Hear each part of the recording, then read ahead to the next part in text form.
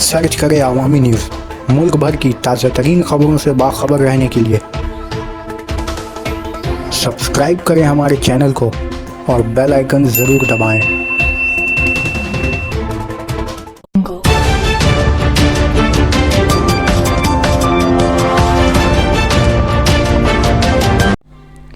Narada case में CBI ने शुभेंदु अधिकारी और काकुली घोष को तलब किया।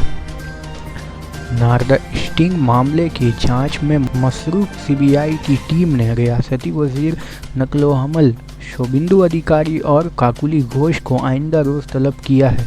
बताया जा रहा है कि सीबीआई के बुलावे पर शुभेंदु अधिकारी ने इससे कबल अपना एक नुमाइंदा भेजकर तफ्तीश टीम से मोहलत तलब किया था, लेकिन सीबीआई मोहलत देने के लिए शुभेंदु अधिकारी की जानिब से लिखे ख़त को चाहते हुए खारिज और वक्त का ताउन किए जाने की बात कही थी।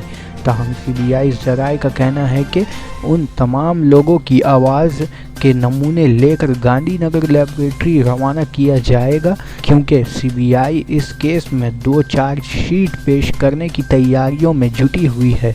इसलिए जल्द अज जल्द आवाज़ के नमूने लेकर इस मरहले को पूरा करने पर आमदा है।